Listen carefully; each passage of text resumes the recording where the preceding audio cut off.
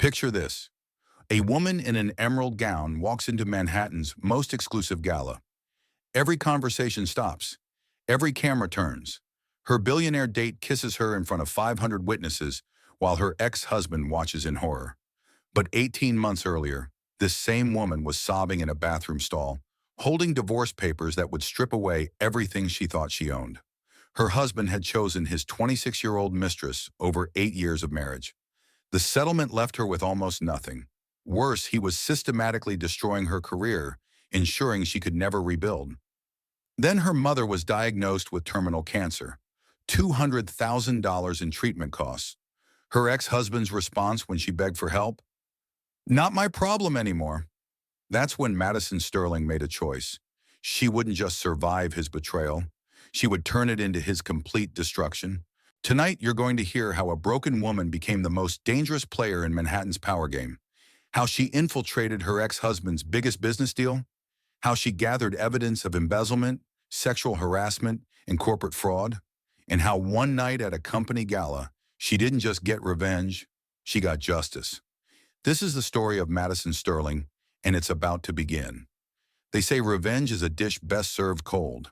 I served mine at the hottest event in Manhattan, and it burned down everything my ex-husband thought he owned. Picture this: the grand ballroom of the Plaza Hotel on a crisp October evening. Crystal chandeliers hanging like frozen tears above a sea of designer gowns and $1,000 tuxedos. The scent of imported roses mixing with the sharp tang of aged champagne. 500 of New York's most powerful people gathered under one gilded roof, their conversations a symphony of whispered deals and barely contained ambition. This was the annual Cross Industries Gala, the kind of event that graced the society pages and determined who held real power in Manhattan's tech elite. Camera flashes erupted like paparazzi lightning, capturing every smile, every handshake, every carefully orchestrated moment of success. And there I was, Madison Sterling, walking through those mahogany doors in an emerald silk gown that cost more than most people's monthly rent.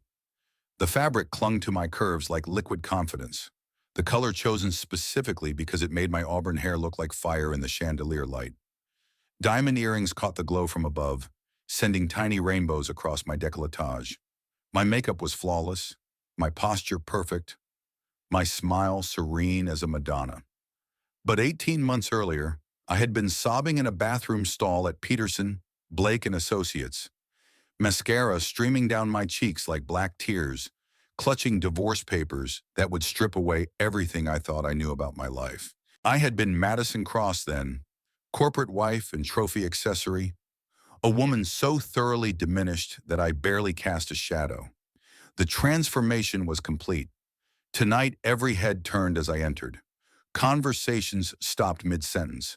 Champagne glasses paused halfway to lips as 500 pairs of eyes tracked my movement across the marble floor.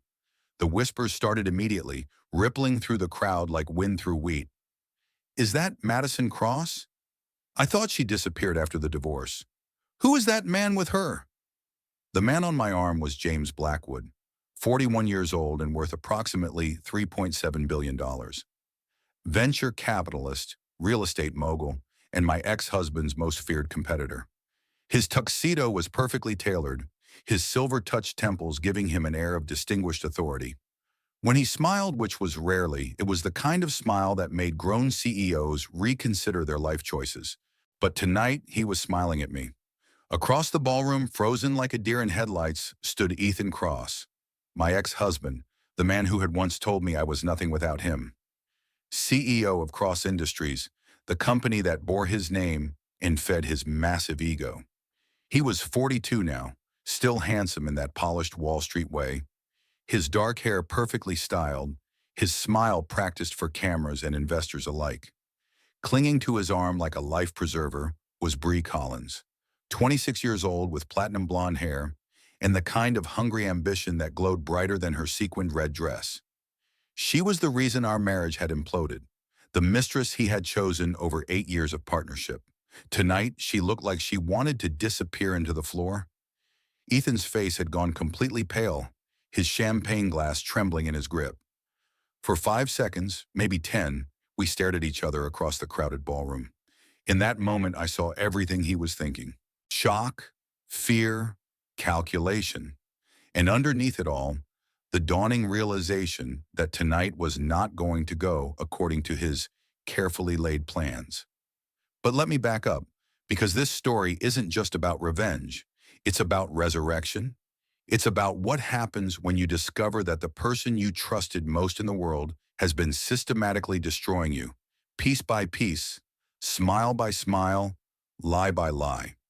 It's about the moment you realize that sometimes the only way to save yourself is to become someone you never thought you could be. Someone stronger, smarter, and infinitely more dangerous than the woman who used to apologize for taking up space. It's about learning that the most lethal weapon in any woman's arsenal isn't anger or hatred. It's the quiet confidence that comes from knowing exactly who you are and what you're worth.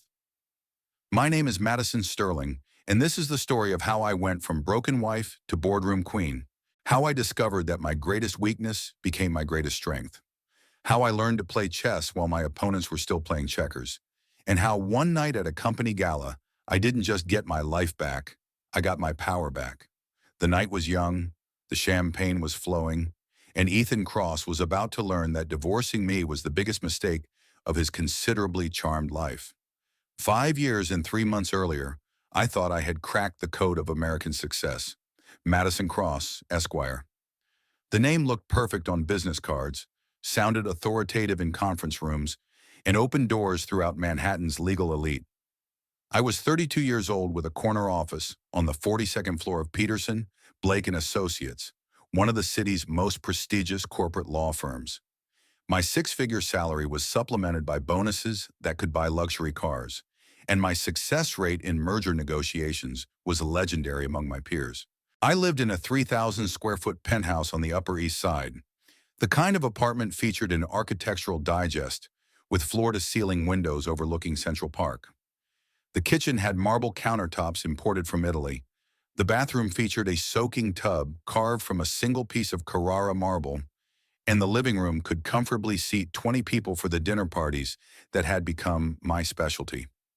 My husband was Ethan Cross, owner and CEO of Cross Industries, a tech company that specialized in data analytics for Fortune 500 corporations. When we met, his company employed 12 people in a converted warehouse in Brooklyn. By our fifth anniversary, Cross Industries occupied 4 floors of a glass tower in Midtown Manhattan and employed over 300 people across 6 cities. We were the golden couple of New York's tech scene, young, attractive, successful, and seemingly unstoppable. Society photographers loved us. Business journalists quoted us. Other couples tried to copy our formula for success. The wedding had been everything a girl from Queens could dream of. 200 guests at the Plaza Hotel, the same venue where we would later hold the gala that changed everything. I wore a Vera Wang gown that cost more than my mother made in 6 months, my grandmother's pearl necklace, and a smile so radiant that the photographer captured it for the cover of Manhattan Bride magazine. Ethan looked like a movie star in his custom tuxedo, his vows bringing tears to half the congregation. "Madison," he had said, his voice carrying clearly through the flower-draped ballroom, "you make me want to be the man I see reflected in your eyes. You are my partner, my equal, my inspiration. With you beside me, I can conquer the world." The reception lasted until 3 in the morning. We danced to Frank Sinatra, fed each other cake while cameras flashed, and accepted congratulations from senators, tech moguls, and entertainment industry titans. The honeymoon was 2 weeks in the Maldives, staying in an overwater villa that cost $15,000 per night. For the first 3 years, marriage felt like an extension of our perfect courtship. Ethan's business grew exponentially, and my legal career flourished alongside it. I made partner at Peterson, Blake, becoming the youngest woman in the firm's 90-year history to achieve that distinction. We hosted dinner parties where Supreme Court justices debated tax policy with venture capitalists. We traveled to conferences in Barcelona, Tokyo, and Sao Paulo, always first class, always staying in suites. But success, I learned, has a way of revealing character rather than building it. The changes were subtle at first. Ethan started working later, claiming that rapid expansion required his constant attention. He would leave our bed before dawn and return after midnight, smelling like expensive cologne that I didn't recognize. When I asked about his schedule, he would flash that same charming smile that had won my heart and say, "Building an empire requires sacrifice, Madison. I thought you understood that better than anyone." The dinner parties continued, but I began noticing how his attention wandered during conversations. His eyes would follow the younger women in attendance, lingering on short skirts and low necklines. When other men spoke to me, he would appear at my side with a possessive hand on my lower back. But when I tried to join his business discussions, he would guide me away with phrases like, "This is boring technical stuff," or "Why don't you check on the catering?" Slowly, incrementally, I began to disappear from my own life.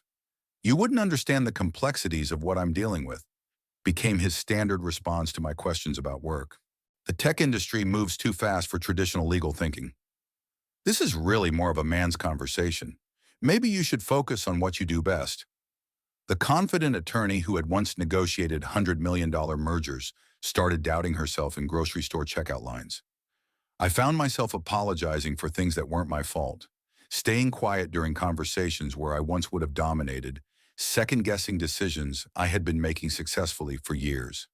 When Ethan snapped at me for asking about his day, I wondered if I was being too needy. When he criticized my appearance before important events, I assumed he was trying to help me look my best. When he dismissed my opinions about his business strategy, I told myself he was protecting me from unnecessary stress. I had spent 8 years in law school and corporate practice, learning to identify manipulation and gaslighting in opposing counsel. But when it came from my husband, wrapped in charm and justified by success, I mistook it for love. The sex became infrequent, then mechanical, then non-existent.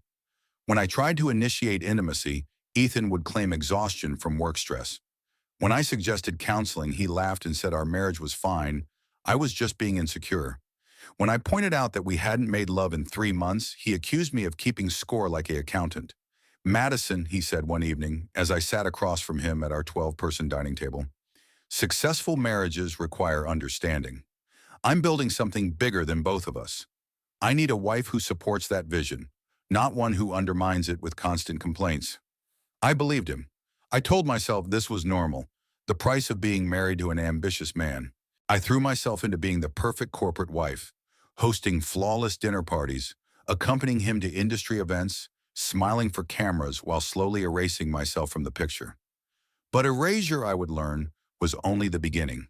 What came next was systematic destruction, and it started with a strategy session that wasn't really a strategy session at all. The crack in my perfect life appeared on our 5th wedding anniversary, October 15th, 2018. I had spent weeks planning the evening. Reservations at Daniel, our favorite restaurant where Ethan had proposed 3 years earlier. I had purchased a new dress from Bergdorf Goodman, a midnight blue silk creation that hugged my curves and made my eyes look like sapphires. My hair appointment at the Frederick Fekkai Salon had cost $400, resulting in auburn waves that cascaded down my back like liquid copper. I had even splurged on the Louboutin heels that Ethan had once admired in a Vogue spread, the red soles peeking from beneath my hem like a secret promise. I was excited in a way I hadn't been for months. This would be our chance to reconnect, to remember why we had fallen in love, to rebuild the intimacy that had been slowly eroding under the weight of his success and my growing invisibility. The table at Daniel was perfect, tucked into an alcove with soft lighting and a view of the restaurant's famous dining room. I arrived early, ordered a glass of the Sancerre we had shared on our first date, and checked my appearance in my compact mirror. My makeup was flawless, my smile genuine for the first time in weeks. At 6:30, my phone buzzed with a text message. "Sorry, babe, emergency strategy session with the board. Rain check? Love you." I stared at the message for a full minute, my champagne flute halfway to my lips. Other couples celebrated around me while the maître d' approached with the concerned expression of someone who had witnessed many romantic disappointments. "Madame Cross, will Monsieur be joining you this evening?"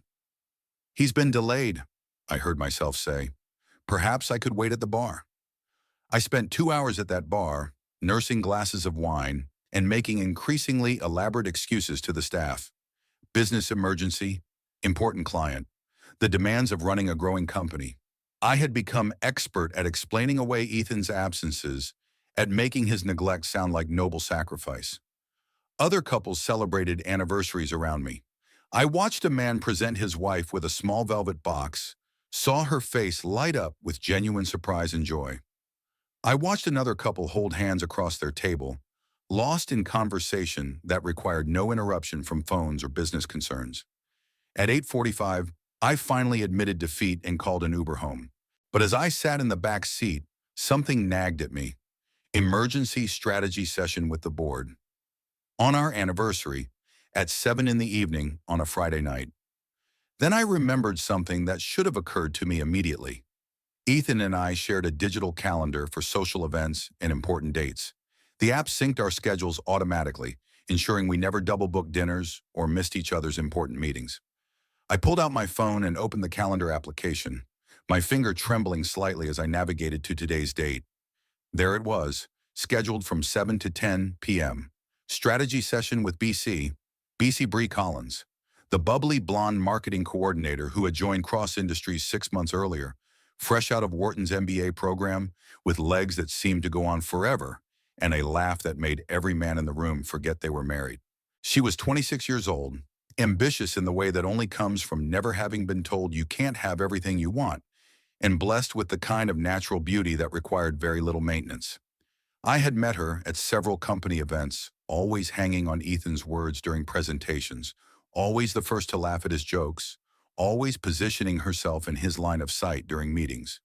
When I mentioned her obvious attraction to my husband, Ethan had laughed and called me paranoid. Bree is young and eager, he had said. She reminds me of myself at that age. Pure ambition and determination. If you see something inappropriate in mentorship, maybe the problem isn't her behavior. But emergency strategy sessions didn't typically take place at the Mandarin Oriental Hotel. I had the Uber driver change destinations. 20 minutes later, I sat in the parking garage of one of Manhattan's most exclusive hotels, my anniversary dress wrinkled from the car ride, my carefully styled hair beginning to fall from its pins. The rational part of my brain insisted there was an innocent explanation. Perhaps they were meeting clients there. Perhaps the hotel had conference facilities that were more convenient than the office. Perhaps I was being exactly as paranoid as Ethan claimed. But the woman in me, the wife who had been feeling increasingly invisible for months, knew better. I waited in that parking garage for 2 hours and 13 minutes, watching the elevator doors with the intensity of a private investigator. Other hotel guests came and went, couples dressed for romantic dinners, business travelers wheeling luggage toward the elevators, tourists consulting guidebooks and speaking in foreign languages. At 9:47, the elevator doors opened and my world ended. Ethan emerged first, his hair mussed in a way that had nothing to do with business meetings. His tie was loosened, his shirt wrinkled, and there was a satisfied expression on his face that I hadn't seen in months. He was holding the hand of Bree Collins, whose lipstick had been completely kissed away and whose blazer was wrinkled beyond any hope of explanation. They were laughing about something, their heads close together in the intimate way of lovers sharing secrets. Ethan's free hand rested on the small of her back, a gesture I recognized from our own early courtship. They looked happy, relaxed, completely absorbed in each other. They looked like a couple. I watched my husband of 5 years kiss another woman under the golden lights of the hotel's entrance, soft and lingering and full of emotion that he hadn't shown me in over a year. I watched him open the door of his Tesla for her, wait while she settled into the passenger seat, then walk around to the driver's side with the spring in his step that success and satisfaction bring. They drove away together, leaving me sitting in my car in a hotel parking garage, still wearing the anniversary dress I had bought to seduce my own husband. Something inside me died that night. Not love necessarily, but the last vestige of the woman who believed that if she just tried harder, loved more selflessly, supported more completely, she could save her marriage. When Ethan arrived home at 11:47, I was waiting in our living room, still wearing the dress but having removed the expensive shoes that had begun to pinch hours earlier. I had poured myself a large glass of the wine we had received as a wedding gift, a bottle of Chateau Margaux that we had been saving for a special occasion. How was your emergency meeting? I asked quietly.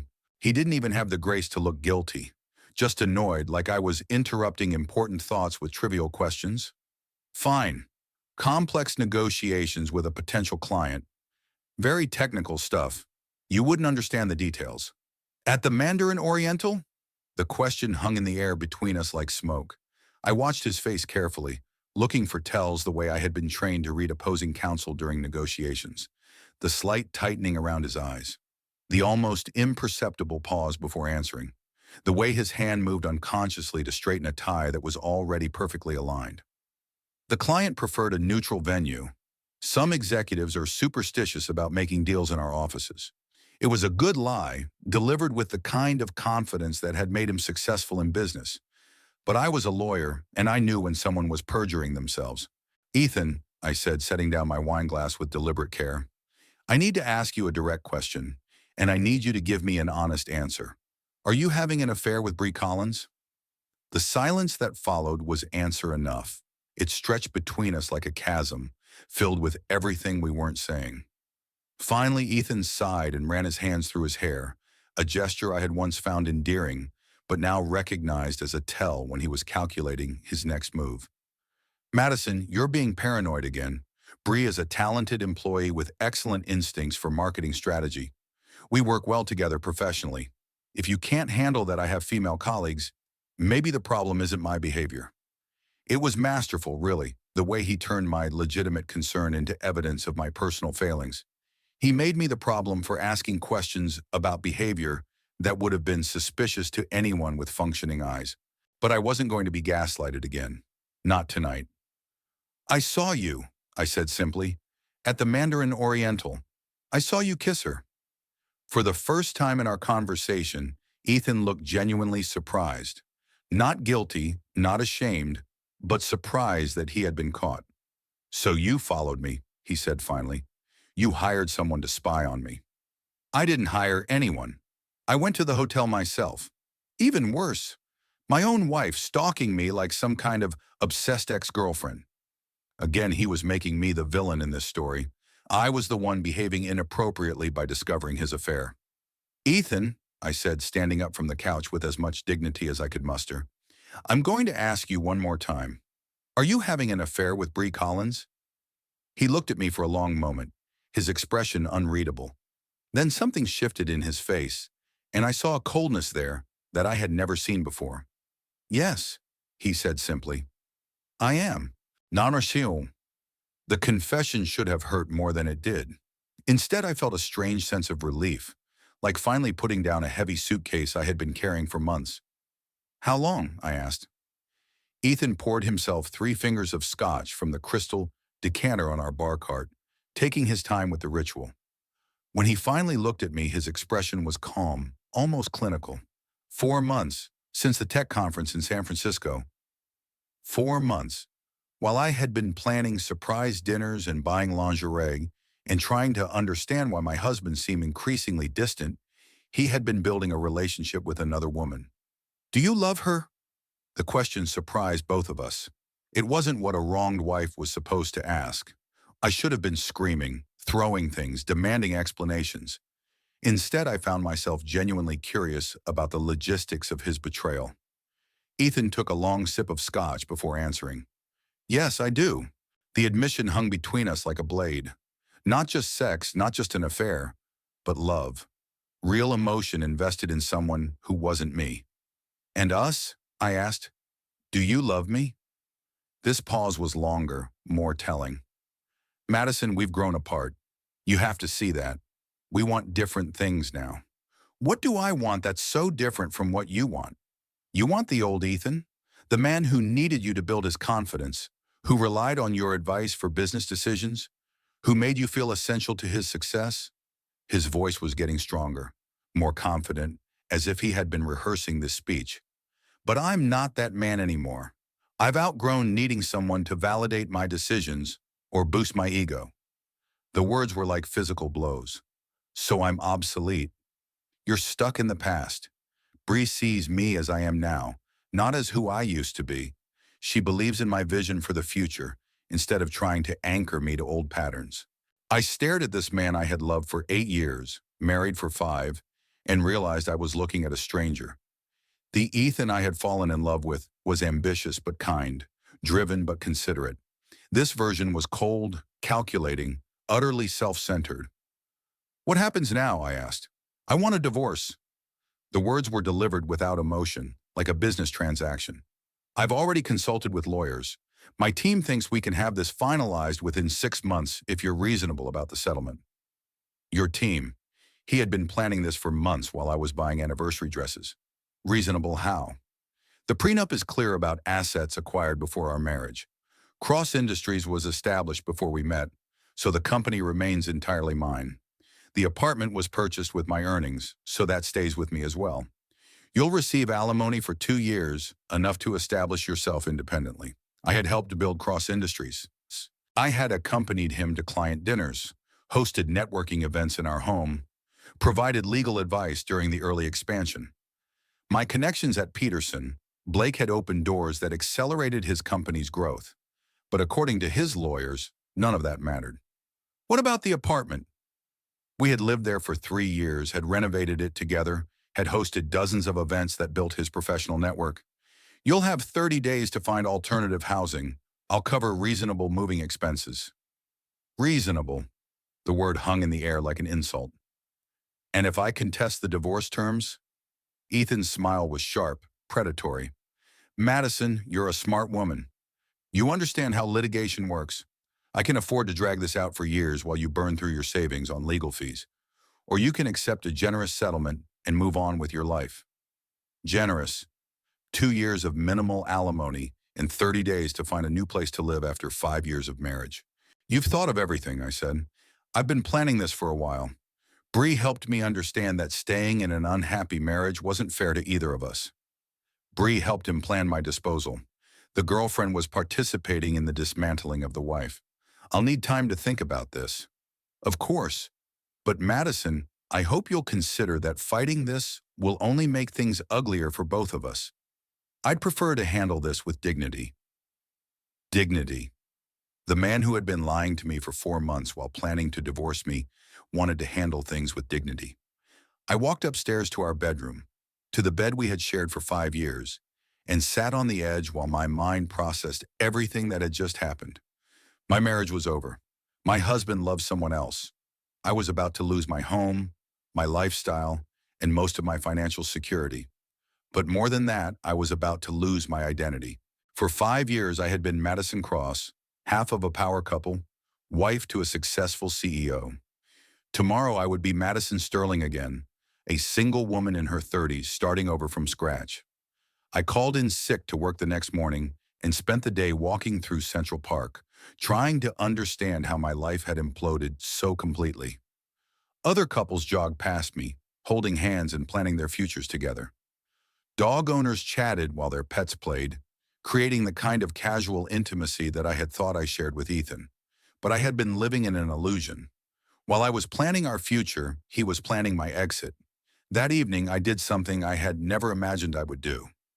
I called Patricia Hawkins, a private investigator, recommended by a colleague who had gone through a messy divorce the previous year. "I need to know everything," I told her during our initial consultation. "How long it's really been going on, where they go, what they do, whether she's the only one.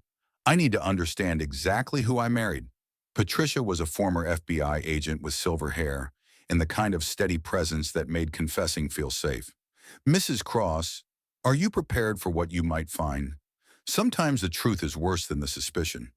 The truth can't be worse than living in uncertainty." I was wrong about that.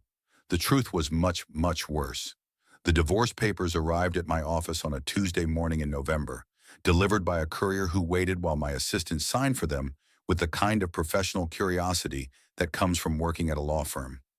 The entire staff of Peterson, Blake and Associates knew that something was happening in my personal life, but corporate attorneys are trained in discretion. I opened the envelope in my corner office, surrounded by law books and framed diplomas that suddenly felt like props in someone else's life. The documents were professionally prepared, meticulously detailed, and devastating in their completeness. Ethan wasn't just divorcing me, He was systematically erasing me from the life we had built together. The post-nuptial agreement was the first shock. Remember that romantic weekend in the Hamptons during our third year of marriage? The one where we drank too much wine and Ethan surprised me with insurance paperwork that needed my signature? The documents were thick, filled with legal language that I was too intoxicated and in love to read carefully. Those weren't insurance papers. They were a post-nuptial agreement that effectively negated every protection I should have had under New York divorce law. I called Richard Chen, my law school classmate who specialized in family law, and asked him to review the documents. His office overlooked the Hudson River, with a view that normally would have been calming. Today it felt like looking at an execution. "Madison, this is bad. Really, really bad." Richard spread the papers across his mahogany conference table with the expression of a doctor delivering terminal diagnosis. "You essentially signed away any claim to marital assets acquired during your marriage. That can't be legal. I was intoxicated when I signed it. I didn't understand what I was agreeing to." Proving that in court would be expensive and extremely difficult. "Your husband's legal team is already claiming you were perfectly coherent and understood exactly what you were signing. They have photographs from that weekend showing you appearing happy and engaged throughout the entire trip." Of course they did. Ethan had been documenting my consent for years. The prenuptial agreement we had signed before our wedding protected his assets acquired before our marriage, which included the initial investment in Cross Industries. The post-nuptial agreement protected everything he had built afterward, including the apartment, the cars, the investment accounts, and the company's exponential growth. "What am I entitled to?" I asked. Richard's expression was grim. "According to these documents, very little. Basic household items, your personal clothing and jewelry, your individual bank accounts, and 24 months of spousal support calculated at 30% of your final year's salary." 30% of my salary, not his. After 5 years of marriage to a multimillionaire, I would leave with less money than most people earned in a single year. "This is financial abuse," I said. "It's legal financial abuse. Your husband's attorneys are very good at their jobs." The settlement offer arrived 3 days later. A studio apartment in Queens with a lease in my name. Basic furniture from IKEA. A used Honda Civic to replace the BMW I had been driving. 24 months of alimony payments that would barely cover rent and groceries in New York City. After 5 years of marriage, after helping build his empire through networking events and business dinners and legal advice, I would leave with less than Ethan spent on wine in a typical month. But the financial devastation was only the beginning. 2 weeks after the divorce papers were served, Daniel Peterson called me into his corner office.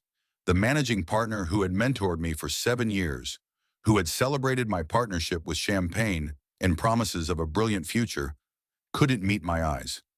"Madison, we need to discuss your position at the firm. Is there a problem with my performance? My billable hours are higher than anyone else in the corporate division." "It's not about performance. It's about conflicts of interest." Daniel leaned back in his leather chair, the same chair where he had offered me partnership 3 years earlier. "Your divorce from Ethan Cross creates potential ethical issues for the firm." "What kind of ethical issues?" "Cross Industries is a significant client for several firms in Manhattan.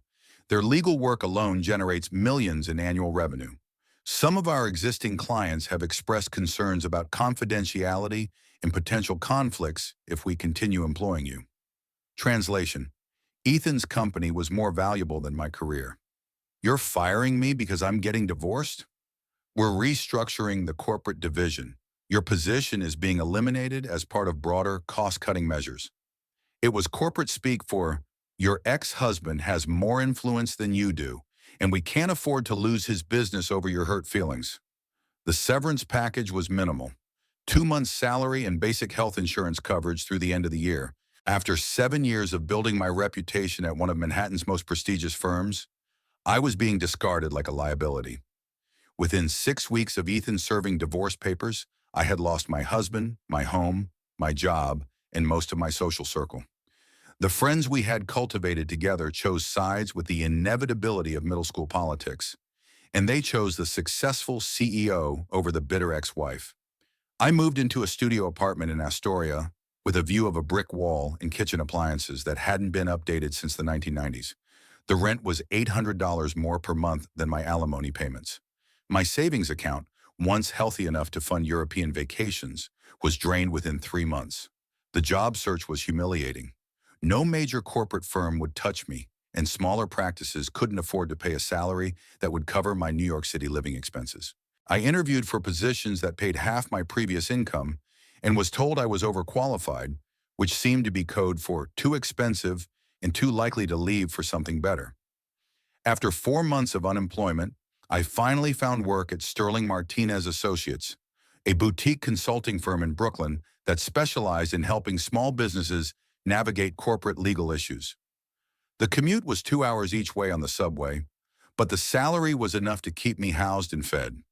Susan Martinez was a former prosecutor who had built her practice representing David against various Goliaths in the corporate world. I thought she would understand my situation, sympathize with someone who had been steamrolled by a more powerful opponent. I was wrong. 8 weeks into the job, Susan called me into her cramped office with the kind of expression that meant bad news. "Madison, this isn't working out the way I had hoped. Is there a problem with my work? Client feedback has been excellent." Susan sighed, the sound of someone delivering news she didn't want to give. "Your work is exceptional. That's not the issue." "Then what is the issue?" "3 of our biggest clients have received phone calls in the past month. Anonymous calls questioning your emotional stability, suggesting that you might be a security risk, implying that confidential information might not be safe with you." My blood turned to ice water. "Phone calls from whom?" "I can't prove anything, but the timing is suspicious. These clients had never expressed any concerns about your work until these calls started coming in." "And you believe anonymous phone calls over my actual performance?" "I can't afford to lose these clients, Madison. I'm sorry, but I have to let you go." I sat in Susan's office, staring at this woman who was firing me based on rumors and anonymous phone calls, and realized that Ethan wasn't content with simply divorcing me. He was systematically destroying my ability to rebuild my life. It wasn't enough to take my home, my marriage, and my financial security. He needed to ensure that I couldn't recover, couldn't become independent, couldn't move on without his permission. That night, I sat in my studio apartment, eating ramen noodles and staring at my laptop screen, scrolling through job listings that I knew would disappear the moment any employer called for references. My ex-husband was using his influence to blacklist me from my own industry. But I was about to learn that rock bottom has a basement, and I hadn't hit it yet. The call that would change everything came on a Tuesday morning while I was getting ready for another job interview that I knew was pointless. The call came at 7:32 in the morning on December 15, exactly 2 months after I had been fired from Sterling Martinez Associates. I was standing in my tiny bathroom, applying concealer under my eyes to hide the evidence of another sleepless night, when my phone rang. "Madison, sweetheart." My mother's voice was steady, but I could hear something underneath it that made my hands freeze halfway to my face. "Mom, you're up early. Is everything okay?" Joan Sterling had raised me alone after my father died of a heart attack when I was 12 years old. She had worked 2 jobs to put me through law school, waitressing at a diner during the day and cleaning offices at night. At 62, she was supposed to be enjoying the comfortable retirement that my success had finally made possible.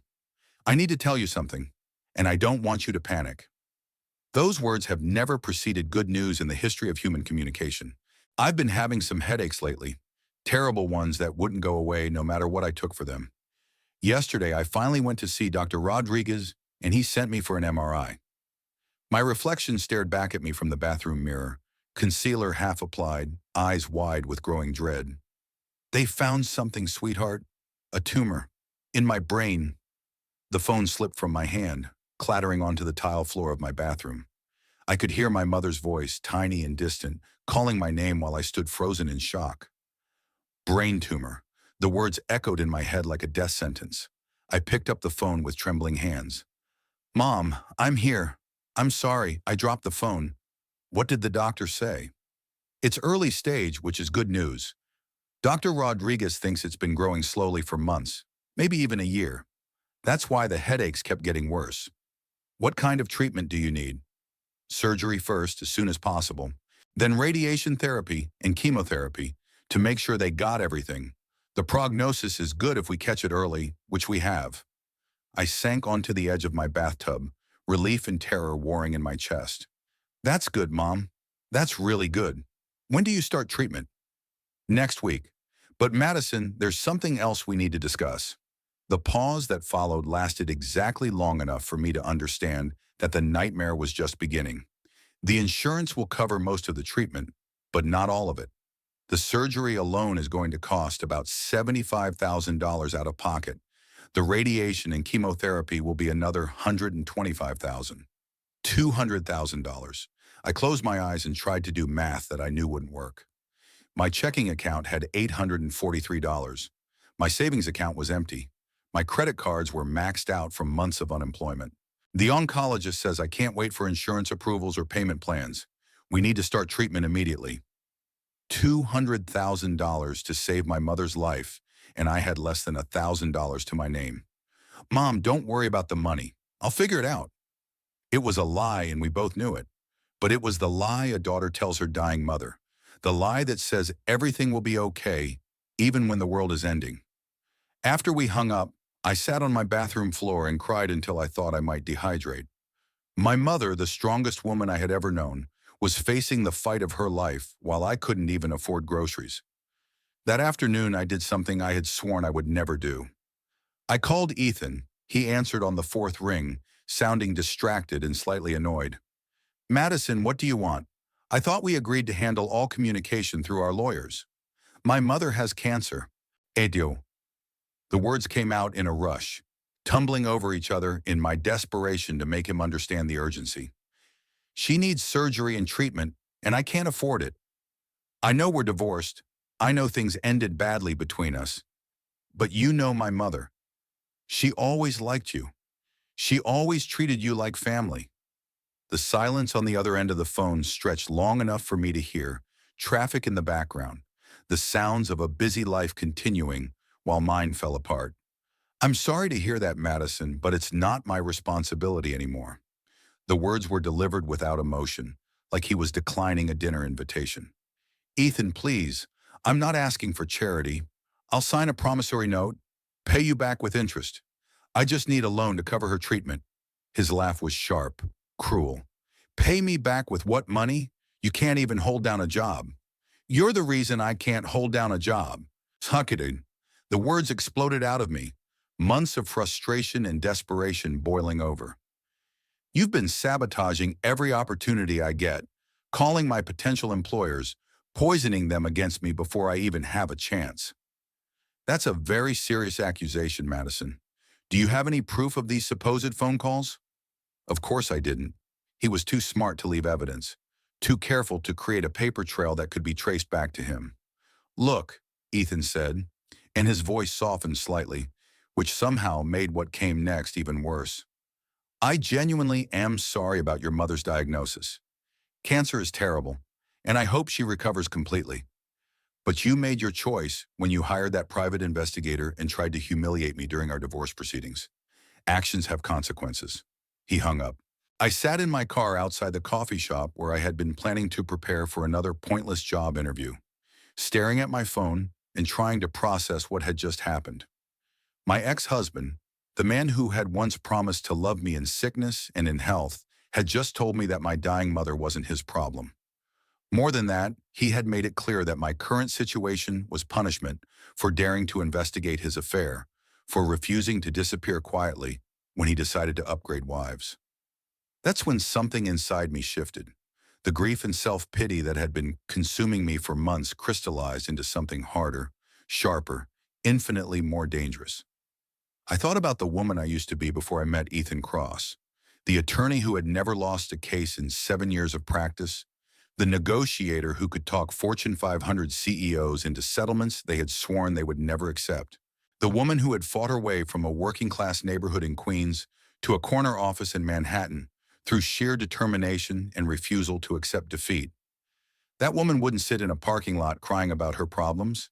She would find a solution, even if that solution required her to become someone she had never been before. I started the car and drove home, my mind racing through possibilities. If Ethan wanted war, I would give him war. But I wouldn't fight fair, because fair fighting was for people who still believed in justice, in rules, and basic human decency. Ethan Cross had taught me that none of those things mattered. Only power mattered. Only winning mattered. And I was about to learn how to win. The therapist's office was nothing like what I had expected. Dr. Sarah Chen had decorated it like a living room, with overstuffed armchairs and soft lighting that made confession feel safe. Bookshelves lined the walls, filled with psychology texts and novels that suggested she understood both the clinical and human sides of crisis. "Tell me about the woman you were before you met Ethan," she said during our first session. I thought about the question for a long time, trying to excavate a version of myself that felt like archaeology. "Competitive," I said finally. "Ruthlessly competitive. I was the kid who studied harder than everyone else because I had to. My mom worked 16-hour days to keep us afloat after my dad died. Failure wasn't an option because failure meant disappointing the person who had sacrificed everything for my success." "And in your career?" "I prepared for cases like I was going to war.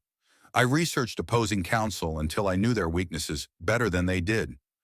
I won because I was willing to work harder, dig deeper, and fight longer than anyone else in the room." Sarah nodded, making notes in the legal pad that never left her lap. "So what happened to that woman?" The question hit like a physical blow. I felt tears starting behind my eyes, the familiar burn of shame and regret. "Ethan convinced me she was too much. Too aggressive, too intimidating, too competitive. He said successful men wanted wives, not rivals. He said my intensity made him feel like he was failing as a husband." "And you believed him?" I had. For 5 years, I had systematically dismantled every quality that had made me successful. I had turned my greatest strengths into sources of shame, my natural instincts into character flaws that needed correction. "I want her back," I whispered. "Then let's find her." The process of excavating my former self was brutal. Sarah guided me through exercises that forced me to confront how completely I had lost myself, how thoroughly I had been convinced that my natural personality was a problem to be solved rather than a strength to be celebrated. But slowly, session by session, she began to emerge. The attorney who had never lost a case started researching Ethan's business with the same intensity she had once brought to corporate mergers. I studied cross industries like I was preparing for the trial of my life, because in many ways I was. What I discovered was fascinating. Ethan's company had grown rapidly, but that growth was entirely dependent on partnerships with larger firms. Cross Industries was essentially a middle management company, taking data analytics projects from major corporations and farming them out to smaller specialist firms. Ethan's role was primarily networking and relationship management. His biggest potential deal was a partnership with Blackwood Ventures, a massive investment firm run by billionaire James Blackwood. This partnership would provide Cross Industries with the capital and connections necessary to compete with Silicon Valley giants. Without this deal, Ethan's company would remain successful but ultimately limited to regional clients. James Blackwood became my obsession. 41 years old, self-made billionaire who had built his fortune through tech startups and real estate investments. Divorced 3 years earlier, no children, known for his philanthropy and his absolutely ruthless business practices. He had a reputation for cutting ties with anyone who proved dishonest or unethical, and his due diligence process was legendary in its thoroughness. More importantly, he valued authenticity above everything else. He had built his empire on partnerships with innovative, honest leaders who shared his vision for ethical business practices. An idea began forming in my mind. It was audacious, possibly illegal, and definitely risky. But it was also exactly the kind of strategy the old Madison would have executed flawlessly. I was going to insert myself into Ethan's biggest business deal. First, I needed credibility. I couldn't approach James Blackwood as a bitter ex-wife seeking revenge. I needed to be Madison Sterling, business consultant and corporate strategist. I used my last functional credit card to rent a small office space in Manhattan and registered Sterling Consulting LLC. The website I created showcased my corporate law background, positioning myself as a specialist in tech startup partnerships and corporate due diligence. It wasn't entirely fiction. I did understand corporate law better than most consultants, and I had worked on several major tech mergers during my time at Peterson, Blake and Associates. Next, I researched James Blackwood's current investment portfolio, looking for companies that might need the kind of legal consulting that would give me credibility in his circles. I found 3 startups in his portfolio that were preparing for initial public offerings, exactly the kind of companies that needed experienced legal guidance during the transition. I spent 2 weeks crafting the perfect pitch, then sent carefully worded emails to all 3 companies. 2 ignored me completely, but the third responded with interest. PayForward was a fintech startup founded by a 28-year-old Stanford graduate named Marcus Webb. The company had developed an innovative payment processing system that was attracting attention from major banks. But Marcus was completely overwhelmed by the legal complexities of going public. "Ms. Sterling," he said during our initial meeting in his cramped Midtown office, "you seem incredibly overqualified for what we can afford to pay." "I'm not interested in your money right now," I replied, leaning forward with the kind of intensity that had once made opposing counsel nervous. "I'm interested in building relationships with companies that are going to change the world. PayForward has that potential. I want to be part of your success story." It was a calculated risk, working essentially for free. But I needed credibility more than immediate income, and Marcus Webb was my entry point into James Blackwood's world. 3 weeks later, my gamble paid off. "Madison," Marcus called me on a Thursday afternoon, excitement clear in his voice. "James Blackwood wants to meet with you. He's been reviewing our IPO preparation materials, and apparently he's impressed with your work. He's considering hiring you for a larger project." My heart rate doubled. "What kind of project?" "He's evaluating several potential partnerships for Blackwood Ventures. He wants someone with your background to assess the legal and ethical implications of working with these companies." I almost laughed out loud. James Blackwood was about to hire me to evaluate companies that would almost certainly include cross-industries. I was about to get a front-row seat to my ex-husband's most important business deal, and Ethan would never see it coming. The Blackwood Ventures headquarters occupied the top 3 floors of a glass tower in Midtown Manhattan, with views that stretched from the Hudson River to Brooklyn Bridge. The lobby was elegant without being ostentatious, filled with contemporary art and the kind of quiet efficiency that whispered serious money. I arrived 20 minutes early, wearing my best remaining suit and carrying a briefcase filled with research I had compiled on James Blackwood's business philosophy and investment history. My hands were steady, but my heart was racing fast enough to power a small city. This was my one shot. If I could impress James Blackwood, I might actually have a chance at taking down Ethan. If I failed, I would be back to my studio apartment in Queens with no money, no prospects, and a dying mother I couldn't help. "Ms. Sterling?" The receptionist was young, polished, and possessed the kind of understated authority that could intimidate Fortune 500 CEOs with a single glance. "Mr. Blackwood will see you now." The elevator to the 38th floor was silent except for the sound of my heart trying to escape through my throat. When the doors opened, I stepped into an office that managed to be impressive without crossing into vulgar display. Floor-to-ceiling windows provided a panoramic view of Manhattan. The desk was massive but uncluttered, clearly expensive but not showy. Bookshelves lined one wall, filled with what appeared to be actual books rather than decorative props. James Blackwood stood as I entered, and I was immediately struck by how different he was from Ethan. Tall, yes, but without the practiced charm that felt like performance. His handshake was firm without being aggressive, his smile genuine rather than calculated. "Ms. Sterling, thank you for coming. Marcus Webb speaks very highly of your work with PayForward. Thank you for the opportunity, Mr. Blackwood. I understand you're evaluating potential partnerships for Blackwood Ventures?" He gestured toward a seating area away from his desk, 2 leather chairs facing each other across a low table. More intimate than a formal business meeting, but not quite casual. "I am, and I'll be completely honest with you about what I need." James settled into his chair with the easy confidence of someone who had never doubted his right to be in any room. "I require someone with your legal background to help me separate legitimate opportunities from companies that look good on paper but have underlying problems." "What kind of problems concern you most?" James leaned back in his chair, studying me with an intensity that made me understand how he had built a billion-dollar empire before turning 45. "Ethical issues primarily, financial irregularities, leadership problems, toxic corporate culture, I've learned that no amount of potential profit is worth partnering with people who don't share my values. It was exactly the opening I had been hoping for. That's incredibly smart, I said, allowing my natural intensity to show. Corporate culture problems can destroy even the most profitable partnerships. In my experience, the biggest red flags are leaders who treat employees as disposable resources, who engage in personal conduct that reflects poorly on their business judgment, or who aren't completely transparent about potential conflicts of interest. Something flickered in James's eyes, a sharpening of attention that suggested I had hit a nerve. Interesting. Can you give me a specific example? The question felt like a test, and I had been preparing for this exam my entire adult life. Well, hypothetically, if a CEO was conducting an extramarital affair with a direct subordinate, that would raise serious questions about judgment, workplace harassment policies, and whether personal decisions might compromise business relationships.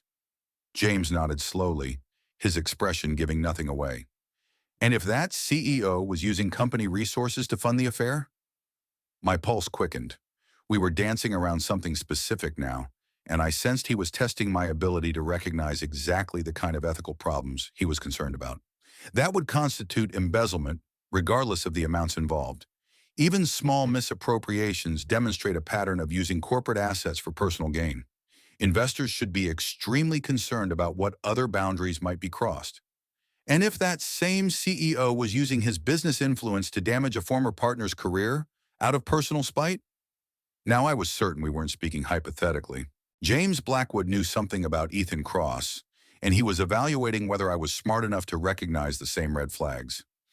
That would suggest someone who prioritizes personal vendettas over sound business judgment. The kind of person who might sabotage profitable partnerships if they felt personally slighted or threatened. James was quiet for a long moment, his dark eyes never leaving my face. I could practically see him calculating, weighing risks and opportunities with the speed that had made him billions. Miss Sterling, I'm going to ask you a direct question, and I need you to give me a completely honest answer. His voice was calm, but there was steel underneath it. Do you have any personal connection to Cross Industries or its CEO, Ethan Cross? My mouth went dry. This was the moment of truth, the choice between maintaining my cover and gambling everything on honesty. I thought about my mother, dying while I struggled to afford her treatment. I thought about Ethan, probably planning his next move to destroy what remained of my career. I thought about the woman I used to be, the one who never backed down from a fight even when the odds were impossible. Yes, I said quietly. Ethan Cross is my ex-husband. James's expression didn't change, but I saw his shoulders tense slightly, the almost imperceptible shift of someone recalculating everything they thought they knew. I see. And you're here because? Because I know him better than anyone else you could possibly consult. And if you're considering a partnership with Cross Industries, you need to understand exactly what kind of man you would be doing business with. The silence that followed felt like an eternity. Finally, James leaned forward in his chair, his elbows on his knees, his attention focused entirely on me. Tell me, he said simply. So I did. I told him about the systematic affair, about the carefully planned divorce that stripped me of everything I had helped build. I told him about the campaign to destroy my career, about the anonymous phone calls to potential employers, about my mother's cancer and Ethan's cruel refusal to help. When I finished, James was quiet for a long time, his fingers steepled in front of his face. You realize this could sound like the revenge fantasy of a bitter ex-wife, he said finally. Yes, but it's also completely true, and I can prove most of it. Why should I trust you? I met his eyes directly, letting him see the determination that had carried me from Queens to Manhattan, from waiting tables to corner offices, from broken victim to dangerous woman. Because I'm risking absolutely everything by being here. If you tell Ethan about this conversation, he will destroy what's left of my life. I'm here because my mother's dying, and I can't save her with the resources I currently have. But I'm also here because Ethan Cross is exactly the kind of unethical partner you said you refused to work with. James stood and walked to his window, looking out at the city that had made both our fortunes and broken both our hearts in different ways. What do you want from me, Madison? A chance to prove I'm right. Let me conduct the due diligence on cross industries that you would perform on any other potential partner. If I'm wrong about Ethan's character, you can walk away knowing you made the right decision. If I'm right, you'll avoid a partnership that could seriously damage your reputation." He turned back to me, and something in his expression had shifted. "And what do you get out of this arrangement?" "A chance to rebuild my career working with someone who values integrity. And maybe, if I can document Ethan's financial improprieties, a way to help save my mother's life."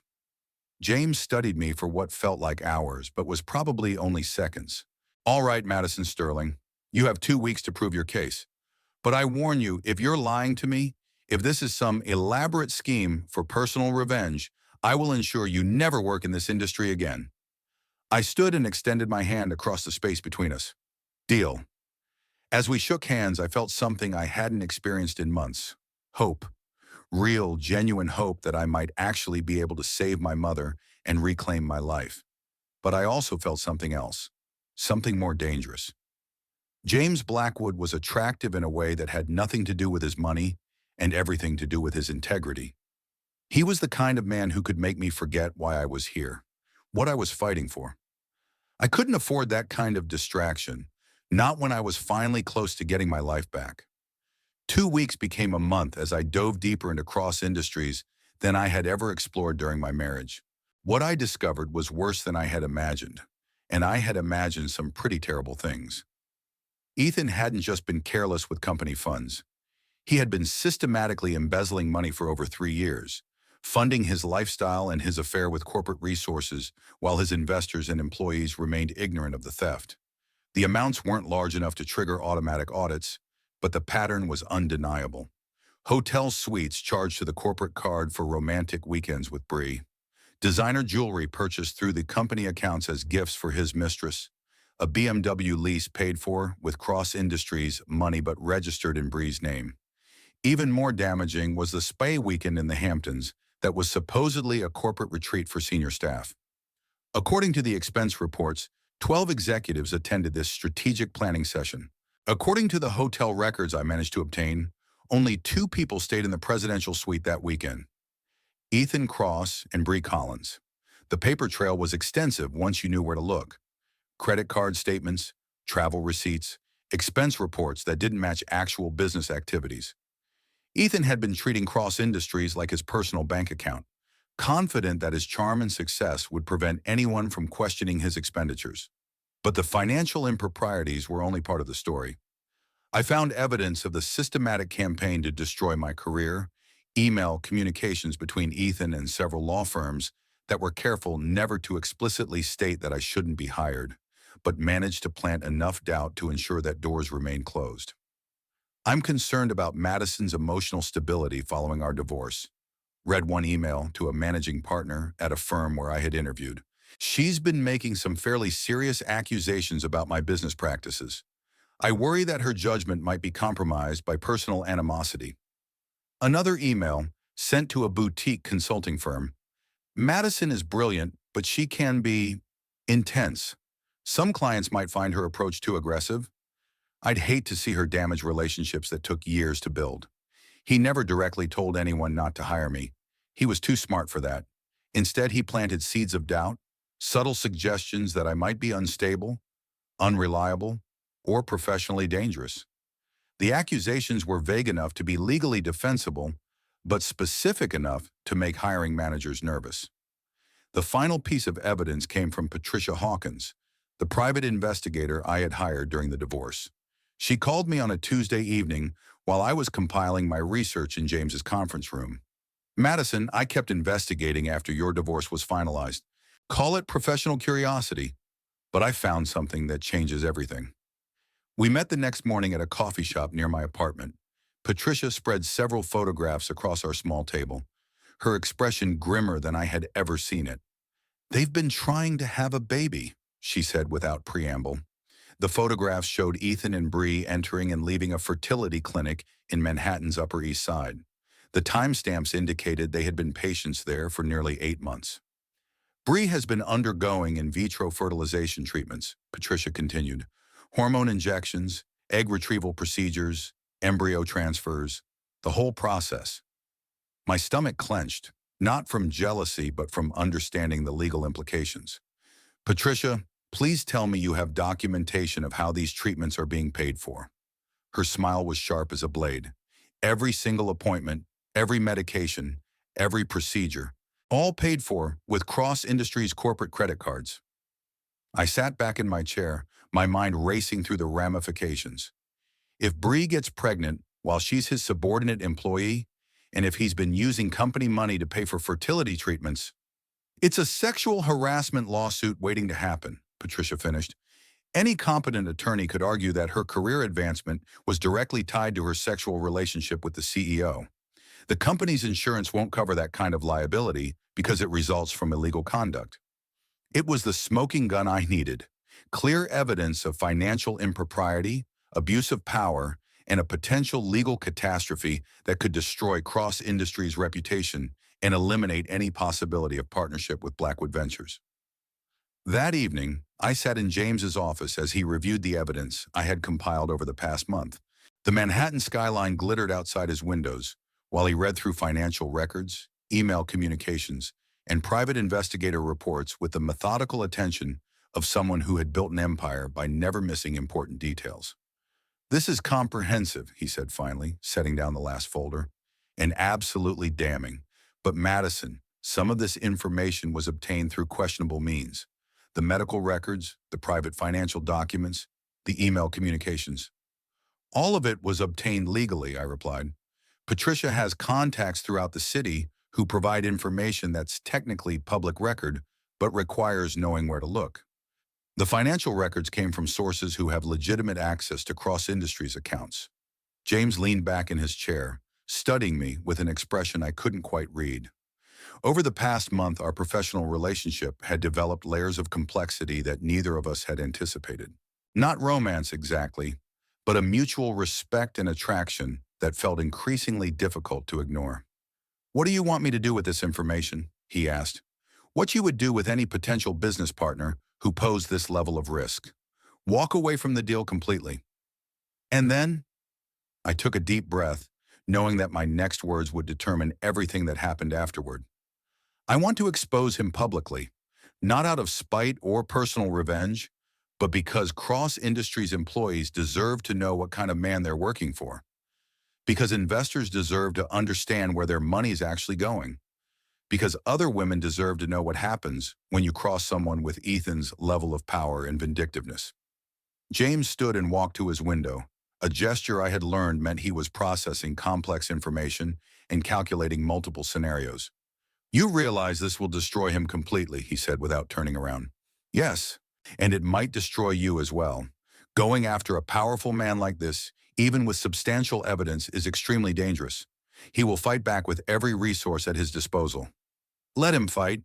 I'm not the broken woman he divorced 18 months ago." James turned to face me, and something in his expression made my breath catch in my throat. "No," he said quietly, "you're definitely not."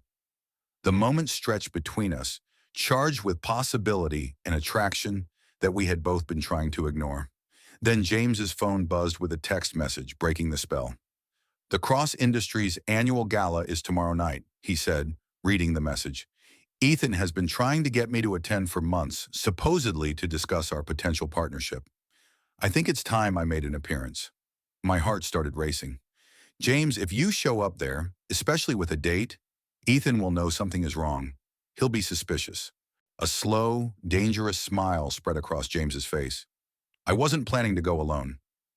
"What are you suggesting?" "I'm suggesting that tomorrow night, Ethan Cross gets to see exactly what he threw away, and then he gets to watch while it destroys everything he thinks he owns." I stared at James, understanding exactly what he was proposing. Walking into that gala would mean entering the lion's den, facing Ethan on his home turf while surrounded by his allies and supporters, but it would also be the perfect stage for his complete and total downfall. "Are you absolutely certain about this?" I asked. James moved closer, close enough that I could see the gold flecks in his brown eyes, smell the subtle cologne that somehow made me think of confidence and integrity. "Madison, I have never been more certain of anything in my entire life. The Plaza Hotel's grand ballroom looked exactly like it had in my fevered dreams for the past month. Crystal chandeliers cast golden light over 600 of Manhattan's most powerful people. The cream of New York society mingling with tech moguls, venture capitalists, and political figures whose decisions shape the city's economic future. I stood at the entrance in an emerald silk gown that had cost more than my monthly rent, James's hand steady and reassuring on my arm. The dress had been his suggestion, chosen to complement the diamond necklace he had insisted I borrow from his personal collection. My auburn hair cascaded in carefully styled waves down my back, and my makeup was flawless enough for magazine covers. This was it. The moment I had been planning, dreaming about, and dreading for months. The night when Madison Sterling would either reclaim her place in the world or be destroyed completely in the attempt. The reaction was immediate and electric. Conversations stopped mid-sentence throughout the ballroom. Camera flashes erupted like lightning, creating a strobe effect that turned our entrance into a Hollywood premiere. Every head in the room swiveled toward the doorway, toward James Blackwood and his mysterious, stunning companion. Toward me. I saw Ethan before he saw me. He was holding court near the bar, surrounded by investors and admirers, looking every inch the successful CEO in his perfectly tailored tuxedo. Bree clung to his arm in a red dress that was beautiful, but tried too hard to compete with women who had decades more experience navigating high society events. Ethan looked confident, relaxed, completely in control of his kingdom. This was his night, his celebration, his chance to cement the partnerships that would elevate cross-industries from regional success to national powerhouse. Then he saw me. The color drained from his face so quickly that I thought he might faint. His practiced smile faltered, then disappeared entirely. The champagne glass in his hand began trembling visibly as recognition and shock and something that looked like terror washed over his features. Bree followed his gaze, her own expression shifting from confusion to recognition to something approaching panic as she realized that the woman everyone was staring at was her lover's ex-wife. James squeezed my arm gently. Ready to make history? I've been ready for this moment my entire life. We walked into the ballroom together, and I felt the power dynamics shift in real time. Conversations that had been centered around Ethan suddenly redirected toward us. Investors who had been fawning over Cross Industries' CEO began gravitating toward James with the magnetic pull that billions of dollars exert in social situations. The spotlight that had been focused on Ethan's success story shifted to encompass the woman he had discarded and the billionaire who had claimed her. But this wasn't about being arm candy for another powerful man. This was about reclaiming my place in a world that had tried to erase me, proving that Madison Sterling was not a victim to be pitied, but a force to be reckoned with. Madison Sterling, I heard someone whisper near the silent auction tables. Isn't that Ethan Cross's ex-wife? What is she doing here with James Blackwood? Look at her. She's absolutely stunning. For the first time in over a year, people were talking about me not with pity or dismissal, but with curiosity, interest, and something that might have been envy. I was visible again, not as an appendage to someone else's success, but as an independent force worthy of attention. Ethan approached us near the champagne fountain, Bree trailing behind him like a reluctant shadow. His recovery was impressive, I had to give him credit. The shock had been replaced by his trademark charm, though I could see the calculation in his eyes as he tried to understand what game we were playing. James, he said, extending his hand with practiced warmth, I'm so glad you could make it tonight. This is exactly the kind of conversation I've been hoping we could have. Ethan. James's handshake was brief, professional, nothing more. Thank you for the invitation. I'd like you to meet my business partner, Madison Sterling. The words business partner hit Ethan like a physical blow. I watched him process the implications, his mind racing through possibilities and trying to calculate angles he couldn't see. Madison, he said carefully, his voice neutral but his eyes sharp with suspicion. You look, well, I am well, Ethan. Better than I've been in years, actually. Bree stepped forward with a smile that looked like it was carved from ice. I'm Bree Collins, Ethan's partner at Cross Industries. The pause before partner was telling. Even she wasn't entirely sure how to define their relationship in public. How nice to meet you, I replied with perfect politeness. James, didn't you mention that Cross Industries was one of the companies you were evaluating for potential partnership? James's smile was sharp enough to cut glass. Actually, Madison, after reviewing our due diligence materials, I've decided to pass on that opportunity. The words landed like bombs in the small circle around us. Nearby conversations faltered as people strained to hear what was clearly an important business discussion. Ethan's face went pale again. Pass. James, I think there might be some kind of misunderstanding. Cross Industries is exactly the type of innovative, ethical company that aligns perfectly with Blackwood Ventures' investment philosophy. I'm sure it is, James replied calmly. But I've learned some concerning information about Cross Industries' leadership practices and financial management. I can't in good conscience move forward with a partnership. The blood drained from Ethan's face completely now. Around us, I could see smartphones appearing as people began recording or texting frantically. This conversation would be all over social media within minutes. What kind of concerning information? Ethan asked, his voice strained with the effort of maintaining composure. James glanced at me, then back at Ethan. The kind that makes me question whether Cross Industries leadership maintains the ethical standards I require in business partnerships. Ethan's legendary control finally began to crack. This is about her, isn't it? He pointed at me, his voice rising above the diplomatic whisper appropriate for Gala conversations. She's poisoned you against me with lies and accusations? Whatever Madison has told you, she's lying. She's bitter about our divorce and can't stand that I've moved on and built something successful without her. The ballroom had gone almost completely quiet now. 500 of Manhattan's most powerful people were watching as Ethan Cross unraveled in public, his carefully constructed image cracking under pressure. Actually, I said, my voice carrying clearly in the sudden silence, this is about you using company funds to pay for your mistress's fertility treatments. About you systematically sabotaging my career after our divorce to ensure I couldn't rebuild my life. About you embezzling nearly $200,000 over 3 years to fund your extramarital affair. Gas rippled through the crowd like waves.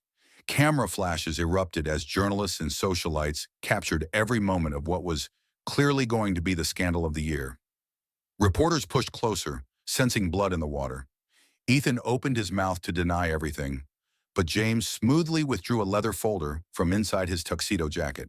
We have comprehensive documentation, James said, his voice calm but carrying enough authority to command attention from every corner of the ballroom. Hotel receipts, credit card statements, medical billing records, email communications. All of it meticulously verified and legally obtained. Bree made a small sound of distress and stepped away from Ethan, her survival instincts finally overriding her romantic delusions. Smart woman. She could sense which way the wind was blowing and wanted to distance herself before the hurricane made landfall. Ethan looked around the ballroom desperately, seeing his empire crumbling in real time. Board members were whispering frantically among themselves. Investors were backing away as if his scandals might be contagious. His carefully constructed network of power and influence was dissolving before his eyes. You'll never prove any of this in court, he said desperately, his voice cracking with strain. It's all speculation and circumstantial evidence assembled by a vindictive ex-wife. The Securities and Exchange Commission might disagree, I replied calmly. I filed a formal complaint this morning, along with all supporting documentation. I also initiated a sexual harassment lawsuit on behalf of Ms. Collins and any other female employees whose career advancement was tied to providing sexual favors to their supervisor. Bree's eyes widened in shock. She hadn't known about the lawsuit, but she was intelligent enough to realize that I had just thrown her a legal lifeline that could protect her from the fallout. Ethan's face twisted with pure rage. You vindictive bitch! I should have destroyed you completely when I had the chance, instead of being generous with the divorce settlement. The words hung in the poisoned air like an admission of guilt. Around us, smartphones captured every moment of his complete meltdown, ensuring that his tantrum would be preserved for posterity and shared across every social media platform in existence. James stepped forward, his voice dangerously quiet but carrying the kind of authority that made grown men reconsider their life choices. I think you should leave now, Ethan. Security is already moving in your direction, And anything else you say will only make tomorrow's headlines worse. Hotel security was indeed approaching, alerted by the commotion and the obvious distress of their high-profile guests. Ethan looked around wildly, seeing his kingdom crumbling, his reputation destroyed, his future imploding in spectacular fashion. "This isn't over," he snarled at me, his composure completely shattered. "Yes," I said with perfect calm. "It is." As security escorted Ethan from his own gala, the ballroom erupted in conversation. Reporters surrounded me with questions, cameras flashed continuously, and investors lined up to meet the woman who had just brought down one of Manhattan's most seemingly successful CEOs. But I only had eyes for James, who was looking at me with something that might have been admiration mixed with attraction and respect. "How do you feel?" he asked quietly, leaning close enough that his words were meant for me alone. I thought about the question seriously. How did I feel? Not triumphant exactly, not vindictive or cruel, just complete. "Like myself again," I said. "For the first time in years, I feel like Madison Sterling." 6 months later, I stood in the observation lounge of Mount Sinai Hospital, watching my mother sleep peacefully in her private room. The surgery had been completely successful. The radiation and chemotherapy had eliminated every trace of cancer from her system. Her prognosis was excellent, and she was already making plans to return to her volunteer work at the community center. The medical bills had been covered entirely by the settlement from Cross Industries, along with enough additional compensation to ensure my mother's comfortable retirement and my own financial independence. Sterling Consulting had grown into a legitimate business with clients throughout Manhattan and a reputation for ethical practices and thorough due diligence. James appeared beside me carrying 2 cups of coffee, the kind of thoughtful gesture that had characterized our relationship from the beginning. "How is she today?" he asked, handing me the coffee that was exactly how I liked it. "Strong, stubborn, and determined to be discharged 3 days ahead of schedule, even though her doctors want her to rest for another week," I replied with a smile. "I wonder where she gets those qualities." James and I had been together for 5 months now, building something real and substantial instead of rushing into a relationship based on shared trauma and mutual attraction. We had both learned the importance of taking time to understand each other's values, goals, and boundaries. "Any regrets about how everything played out?" he asked. I thought about Ethan, who had fled to Switzerland after the SEC investigation resulted in criminal charges and civil penalties that bankrupted Cross Industries. About Bree, who had taken her settlement money and moved to California to start a nonprofit organization helping women navigate workplace harassment. About the woman I had been 2 years earlier, broken and convinced that she was powerless to change her circumstances. "None," I said firmly. "I learned something crucial through all of this." "What's that?" "That sometimes you have to lose everything to discover who you really are. And sometimes the person you become is infinitely stronger than the person you were before." James smiled and took my hand, the gesture easy and natural after months of building trust and intimacy. "To second chances," he said, raising his coffee cup. "To becoming exactly who we're meant to be," I corrected.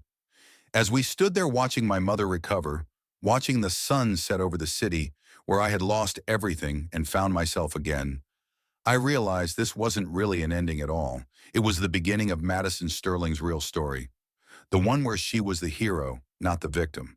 The one where she saved herself and built something better than what she had lost. The one where she lived powerfully, authentically, and unapologetically ever after. Because sometimes the most beautiful revenge is living well, loving deeply, and refusing to let anyone else define your worth. And sometimes the woman who emerges from the ashes is worth more than everything that burned. If Madison's transformation from victim to victor moved you, if her story of rising from rock bottom to reclaim her power resonated with something deep inside, don't keep this inspiration to yourself. Hit that like button to let me know this story touched your heart. Drop a comment below and tell me which moment made you cheer for Madison the loudest. Was it when she walked into that gala, when she exposed Ethan's crimes, or when she finally said, "I feel like myself again"? Share this story with someone who needs to hear that they're never truly powerless, that sometimes losing everything is the beginning of finding your real strength. And if you want more stories like this, stories about people who refuse to stay broken, who turn their darkest moments into their greatest triumphs. Subscribe to this channel and ring that notification bell, because Madison Sterling's story is just the beginning. There are so many more incredible journeys of resilience, revenge, and redemption waiting for you. Remember, you are never powerless. You are always becoming who you're meant to be. I'll see you in the next story.